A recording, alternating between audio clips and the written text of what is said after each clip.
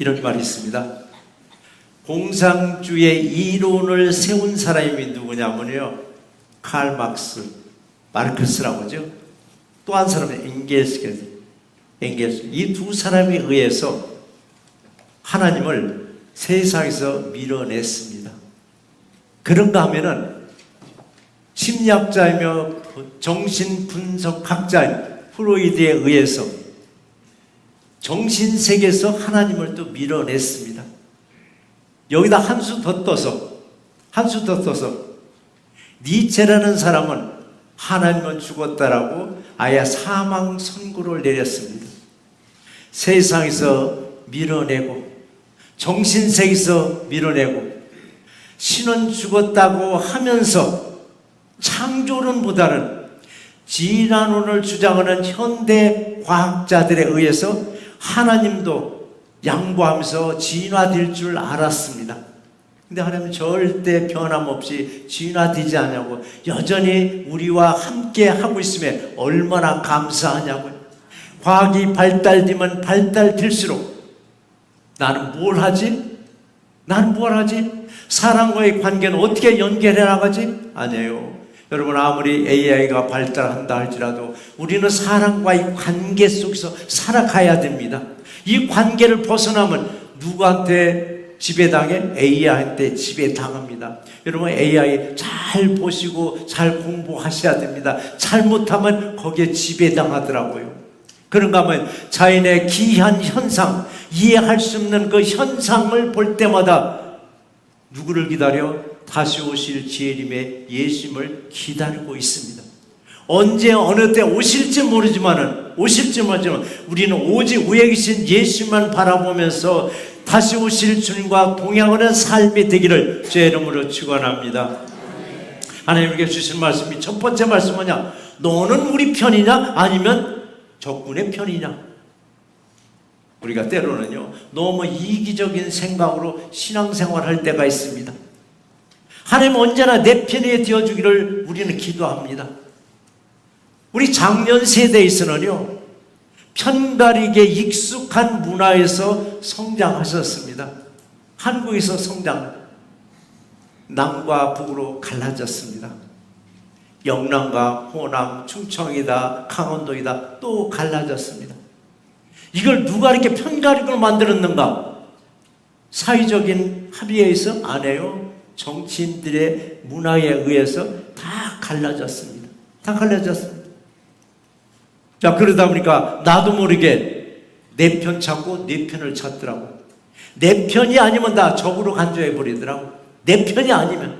그러니까 나와 경쟁 관계의 상대방은 넘어지기를 원하는 거예요. 그리고 나는 무조건 내 편이 되어주고 나를 도와주기를 원하는 게 우리들의 기도이기도 하더라고. 하지만 하나님의 내 편에 되기를 바라기 전에 내가 하나님 편에 되었을 때 하나님은 놀랍게 우리의 어떤 문제도 다 풀어주십니다. 왜 그런가 했더니, 왜냐고요? 내가 원수처럼 여기는 사람도 하나님을, 그 사람을 사랑하고 있더라고요. 하나님이 사랑하는 사람을 나는 원수로 여기더라고요. 근데 마음을 바꿔서 내가 하나님 편에 서니까 원수 같은 사람도 원수가 아니더라고요. 사랑의 대상으로 바뀌어버리더라고요. 이때 내 엉켰던 문제들이 그때 풀어주시더라고요. 여호수아에게 또 한번 다시 해보자고요. 광야 40년을 마치고 적과 꿀이 흐르는 가나안 땅으로 들어섰습니다. 광야 40년 만에 적과 꿀이 흐르는 가나안 땅으로 들어왔습니다. 그런 가나안 땅은 주인이 없는 빈 땅인가? 아니에요. 7 족속이 살고 있는 땅을, 이 땅을 너희들이 정복하라는 얘기입니다. 누구에게? 이스라엘 너희들이 정복하라고. 누구와 함께? 하나님과 함께 정복하리라. 하나님과 함께 그 땅을 정복했습니다. 오늘도 내가 하나님 편이 되어서 세상을 이기고 승리하는 그런 하루요, 그런 한 주간이 되시기를 주의 이름으로 축원합니다. 이스라엘 백성들 요단강을 어떻게 건넜다고? 마른 땅처럼 건넜다고 했습니다. 이 소문이 가나안 일대에 쫙 퍼집니다. 그런 가나안 땅에 살고 있는 7 족속의 왕들의 마음이 어떠한가? 일곱 족속의 왕들의 마음을 여호수아서 5장 1절 끝자락에 너무 잘 묘사를 했습니다. 마음이 녹았다라고 했습니다. 마음이 녹고 정신을 잃었다라고 했습니다. 혼미백산된 겁니다.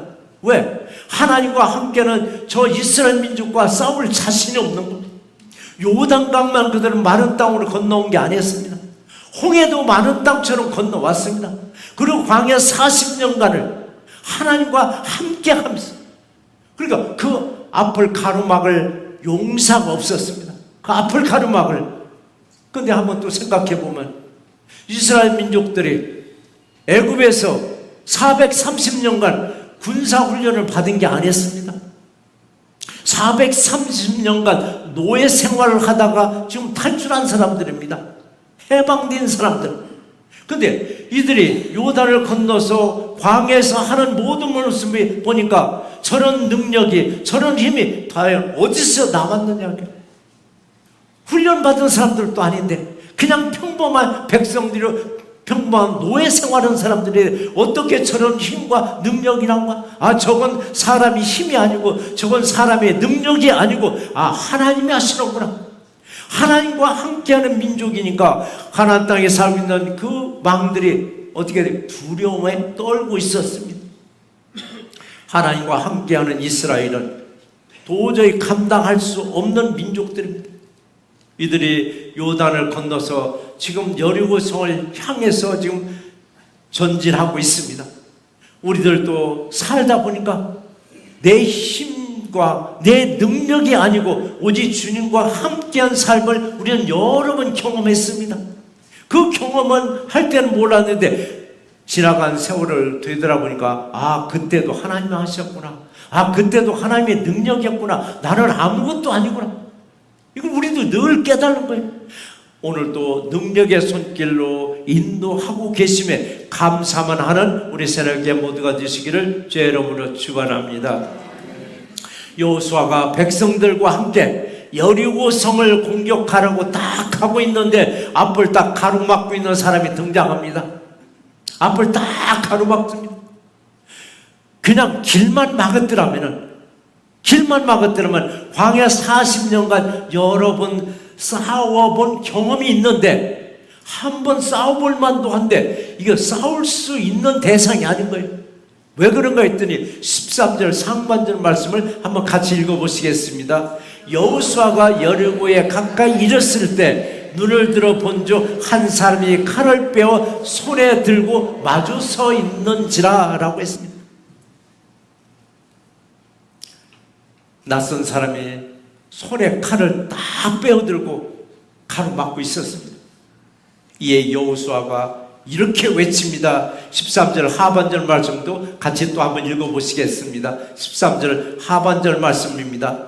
너는 우리를 위하느냐 우리의 적들을 위하느냐라고 했습니다.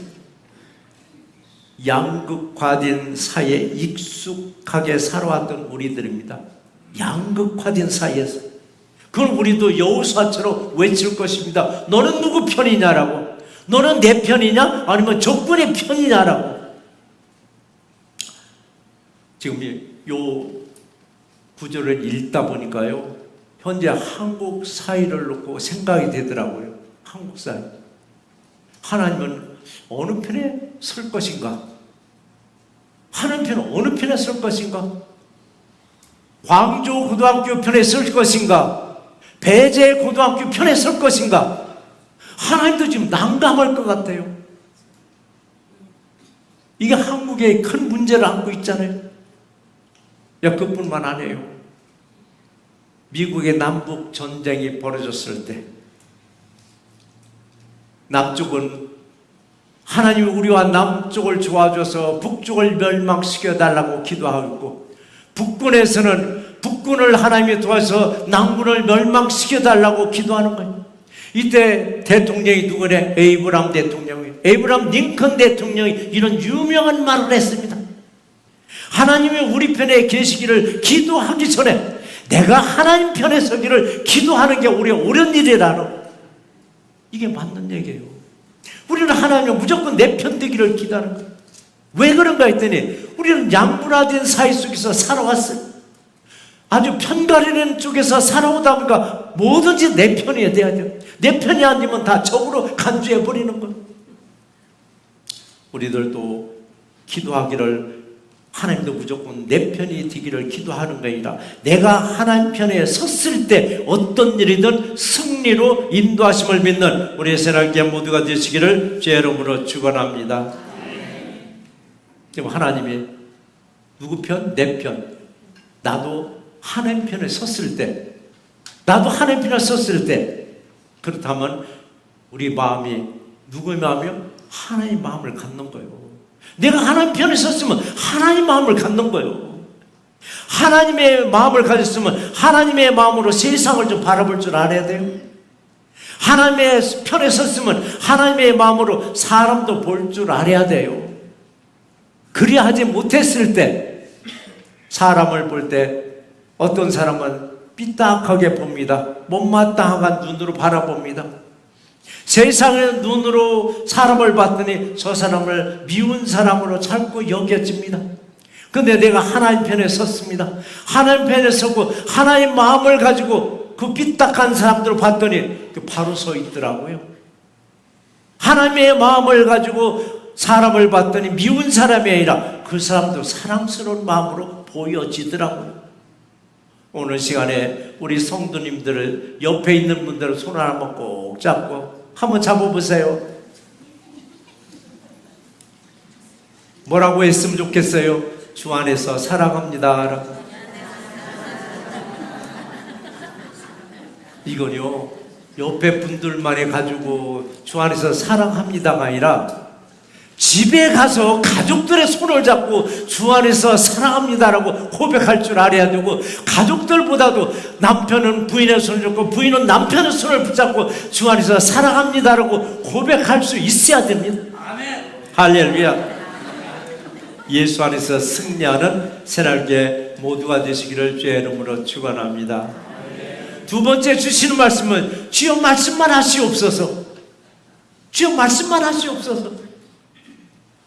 손에 칼을 들고 가는 길을 딱 가로막은 이 사람이 자기 소개를 합니다. 나는 누구라고? 14절 상반절에 보니까 나는 여호와의 군대의 제장으로 지금 왔느니라. 여호와의 군대 대장으로 지금 왔느니라. 그러니까 하나님의 군대 대장이라고 자신을 소개합니다. 하나님의 명을 받아가지고 누구를 도와주려고? 이스라엘과 여호수아를 도와주려고 지금 여리고성까지 왔습니다. 누가? 여호와의 군대 대장이에요. 거대한 여리고성은 이게 만만치 않은 성입니다. 그 성을 공격하기 만만치 않은 성입니다. 그를 공격할 이스라엘 백성들, 훈련받은 군인이 아니에요. 그냥 평범한 백성들이에요. 광야 40년 생활하면서 훈련받았다는 기록은 전혀 없습니다. 광야 40년에 여러 번 싸워왔지만 그건 하나님이 다 싸워주신 전쟁이었었습니다. 여호수아는 이들을 데리고 싸우러 가야 됩니다. 그때 하나님의 군대 대장을 다 보내주십니다. 하나님의 군대 대장 앞에서 여호수아는 이렇게 말합니다. 어떤 행동을 했는가? 14절 말씀 같이 또 읽어보시겠습니다. 여호수아가 얼굴을 땅에 대고 엎드려 절하고 이르되 내 주여 종에게 무슨 말씀을 하려 하시나이까? 라고 했습니다. 우리들도 마찬가지입니다. 하나님 앞에 엎드릴 줄 알아야 되는데, 하나님이 어디 계셔야 엎드리지. 하나님이 어디 계세요? 하나님 말씀 안에 계십니다. 그리고 우리들 안에 계십니다. 우리들 안에 계신 하나님, 우리 말씀 앞에서 우리는 엎드리고 절하면서 순종하고 승리하는 우리 모두가 되시기를 주의 이름으로 축원합니다. 이스라엘에 가는 길을 딱 가로막고 있던 이 사람은 나는 하나님의 군대 대장이란 이 말에 여호수아는 바짝 엎드려서 절을 하면서 이렇게 외칩니다. 주여 무슨 말씀을 하든 내가 순종하겠나이다. 엎드려 절을 했다는 건 뭐냐? 항복의 표시입니다. 항복한다는 겁니다. 우리들도 누구 앞에 항복? 하나님 앞에 항상 항복하는 마음이 돼야 됩니다. 하나님은 하나님이고 나는 나다라고 이원화되는 신앙생활을 하다 보면 평생 가도 하나님의 일을 풀어주지 않아요. 우리는 하나님 앞에 항복할 줄 알아야 됩니다. 무릎 꿇을 줄 알고 엎드릴 줄 알고 두 손 들 줄 알아야 됩니다. 그랬을 때 하나님이 우리와 함께 하시면서 우리의 어떤 꼬여진 일도 엉켜진 일도 풀어지는 놀라운 역사가 임할 줄 믿습니다. 자, 하나님의 군대 대장은 누구를 찾아와서 이스라엘과 여호수아를 찾아와서 여리고성을 공격할 계획을 가지고 오신 것입니다. 하나님의 군대 대장의 등장으로 피를 흘리지 않고 전쟁을 이길 수 있었습니다. 칼 한 번 쓰지 않냐고, 창 한 번 찔러보지 않고, 화살 한 번 쏘아보지 않고 여리고성을 정복했습니다. 누가 보아도 이건 하나님이 하신 전쟁이었습니다. 하나님이 이기게 한 전쟁이었습니다. 그럼 이스라엘 백성들 뭘 했나? 이스라엘 백성들 먼 발치에서 구경만 했을까? 아니면 빈둥빈둥 둥글거리면서 하나님이 어떻게 하는가 그것만 기대하고 있었을까? 아니에요. 이스라엘 백성들도 큰일 했습니다. 7일간 뭘 했느니가? 새벽이면 일어나서 여리고성을 한 바퀴 돌았습니다. 아무 소리 없이 나팔수들만 나팔을 불고 그냥 군인들은 돌기만 했습니다. 그리고 다시 돌아가서 자기 장막으로 들어갔습니다. 하루도 아니고 이틀도 아니고 3일도 아니고 4일도 아니고 여리고성 안에 있는 백성들, 여리고성 안에 있는 군인들 얼마나 초조했겠느냐고요. 차라리 공격을 하든지 차라리 퇴각하든지 해야 되는데 매일 새벽에 와서 한 번 도는 거예요. 소리도 안 질러 침묵하면서 나팔만 불고. 이게 6일째 이러는 거. 7일째는 어떤가 했더니 7일째는 아예 6번은 아무 소리 없이 돌아요. 마지막 7번째는 돌면서 함성과 함께 나팔 소리에 그냥 그 성이 함락되고 말더라고. 주저앉아 버리더라고. 분명히 우리가 보기에는 하나님이 싸워준 것 같지만 그 뒤에 이스라엘 백성들이 새벽이면 일어나서 그 성을 도는 그 노고도 있었습니다. 하나님은 군대 대장을 통해서 뭘 가리키는가? 군대 대장을 통해서 뭘 가리키는가 했더니 파트너 리더십을 여호수아와 그리고 백성들과 그리고 오늘날 저와 여러분들에게 가르쳐주고 있습니다. 현대 리더십은요, 위에서 아래로 일방적인 제왕적 리더십이 아니에요. 아직까지도 제왕적 리더십을 발휘하는 데가 있는데 결국은 허물어지더라고요. 현대 리더십은 뭐냐? 파트너 리더십, 수평적 리더십이더라고요. 이걸 누구한테 가르쳐줘? 오늘 본문을 통해서 우리에게 가르쳐주고 있습니다. 이거 모두가 합력해서 선을 이루어 승리하는 우리 모두가 되시기를 주의 이름으로 축원합니다. 이처럼 성경은 독선이 아닙니다. 독주가 아니에요. 파트너십, 지도자를 세워줬는데 그 대표적으로 모세하고 누구예요? 아론이 있습니다. 아론은 항상 뒤에 있는 것 같지만 같은 파트너십이었습니다. 여호수아가 누구 있어요? 갈렙이 있었습니다. 출애굽 1세대들은 광에서 싹 죽었습니다. 1세대들은 단 2명만 들어간 거예요. 여호수아와 갈렙만 가나안 땅에 들어갈 수 있었습니다. 사도 바울과 파트너십 누구 있어요? 바나바가 있었습니다. 예수님은 혼자서 일을 하지 않았습니다. 누구와 함께? 12제자와 함께 했습니다. 12제자들과 함께. 모든 것이 상호 협력 관계를 이룰 때 놀랍게 시너지 효과가 그때 나오더라고요. 근데 반대로 뭔가 잘 풀린다 싶을 때 파트너 리더십으로 잘 이끌어 나가다가 뭔가 승승장구할 때 이때 사람들은 욕심이 생겨서 독주하기 시작하더라고요. 독선으로 일을 하기 시작하더라고요. 결국 분열되고 멸망으로 가게 만들더라고요. 한 예로, 쉬운 예로 아마존 정글에서 가장 무서운 동물은 여러분 무엇일까? 여러분 생각할 때 아마존 정글에서 제일 무서운 동물은 무엇이라고 생각할까? 근데 놀랍게도요, 우리가 생각할 수 없는 아주 작은 개미라고 하더라고요. 아니 무슨 개미? 개미는 개미 새끼라고까지 해요. 그냥 팔로 비비면 돼요. 손바닥 비비면 돼요. 개미 공격하면요, 아무리 맹수라 할지라도, 집채보다 더 큰 코끼리라 할지라도요, 개미들이 합동해서 공격하면요, 뼈만 앙상하게 남겨버린답니다. 아마존 정글에서 가장 하찮아 보이고 가장 미물처럼 보이는 개미가 합동으로 공격하면 이길 장사가 없다라고 말을 하고 있습니다. 아무리 강한 힘과 아무리 강한 능력과 아무리 강한 권력을 가진 사람이라 할지라도 연약하게 한이 없는 기도하는 성령 충만한 사람들을 이길 수 있을까? 못 이깁니다. 아무리 우리가 연약해 보일지라도 기도하는 사람을 이길 수가 없습니다. 그래서 우리의 중보기도가 이렇게 중요합니다. 우리는 중보기도를 통해서 어떤 어려움도 다 극복하고 이기셨습니다. 절박한 상황이 있어도 우리는 세상을 바라보기 전에 먼저 위를 바라보세요. 예수를 바라보는 사람은 말씀만 하시옵소서. 종이 듣고 그대로 행하겠나이다 고백할 때 세상을 이길 수 있는 능력을 주십니다. 세상을 이기는 이김은 뭔가? 우리의 믿음이라고 말씀을 썼습니다. 우리의 믿음으로 세상을 이기는 그런 한 주간이 되시기를 주의 이름으로 축원합니다. 하나님의 군대 대장 앞에 쫙 엎드린 여호수아에게 다시 명령합니다. 15절 말씀 읽어보시겠습니다. 내 발에서 신을 벗어 네가 선 곳은 거룩하니라 하니 여호수아가 그대로 행하니라 라고 했습니다. 우리 주님 앞에서는 항상 신발을 벗는 겸손과 순종이 필요합니다. 우리 신발은 제일 머리 위에 있는 게 아닙니다. 가장 인체의 가장 바닥에 있습니다. 이게 뭐죠? 마지막까지 모든 것을 다 주님 앞에 드리겠다는 얘기입니다. 신발을 벗었다는 것. 그런데요, 네가 선 곳은, 저와 여러분이 선 곳은 어떤 곳인가? 저와 여러분이 선 곳은 거룩한 곳입니다.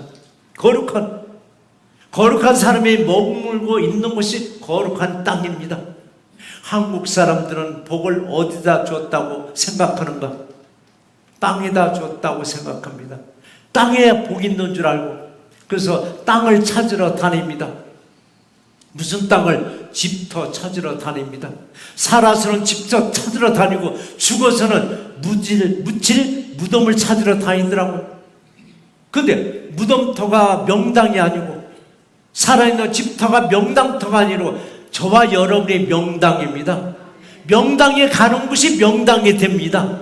아무리 열악한 곳에 갈지라도 복받은 사람이 가면 그곳을 복되게 만들어 버립니다. 복 없는 사람이 복된 곳에 가니까 그걸 황무지로 만들어 버리더라고요. 자, 우리는 거룩한 사람들입니다. 레위기 11장 45절에 보니까 내가 거룩하니 너희도 거룩할지어다 라고 했습니다. 밤하늘에 떠있는 달은요, 스스로가 빛을 내지 못합니다. 누구의 빛을 받아야 돼요? 태양의 빛을 받아야 그 빛을 바랍니다. 저와 여러분들도 마찬가지입니다. 우리 스스로가 거룩한 존재가 될 수가 없습니다. 거룩한 주님과 함께 있더니 나도 거룩해지더라고요. 내가 거룩하니까 너희도 거룩하라고. 우리는 거룩한 지체들입니다. 거룩한 사람은 어디를 바라볼 줄 아는가? 세상도 바라보아야 되지만 먼저 내가 하나님 편에 서서 세상을 바라보고 천국을 바라보는 믿음으로 여러분의 가정도, 여러분의 교회도, 여러분이 다니는 직장도, 여러분의 운영하는 기업도 막힘이 없이 승리하는 그런 삶이 되기를 주의 이름으로 축원합니다. 말씀을 한번 정리해 보겠습니다. 여호수아가 여리고성을 공격하라고 행군할 때 어떤 사람이 손에 칼을 쥐고 길을 가로막고 있었습니다. 여호수아는 외치기를 너는 우리 편이냐 적군 편이냐? 이 말에 길을 막고 있던 사람이 나는 여호와의 군대 대장이라고 말했습니다. 하나님의 군대 대장이 왜 여호수아의 가는 길을 막고 있었을까? 여리고성을 공격할 때 함께 싸우려고 하나님의 명으로 오셨습니다. 하나님의 군대 대장이 왜 여호수아의 가는 길을 막고 있었을까? 파트너 리더십을 알려주어 함께 연합하여 여리고성을 쉽게 정복하기 위함이었습니다.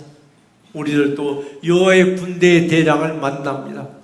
처음부터 나는 누구라고 밝히면 쉽게 알아보는데 밝히지 않고 가는 길을 딱 가로막을 때가 있습니다. 길을 막는다고 적군으로 오해할 수 있으나 나중에 결과를 보면 길을 막고 있었던 사람이 하나님의 군대 대장임을 알게 하셨습니다. 여호수아는 앞길이 막힐 때 위를 바라보았듯이 우리들도 힘에 겨울 때는 위를 바라보고 힘을 얻는 새롭게 모두가 되시기를 주의 이름으로 축원합니다.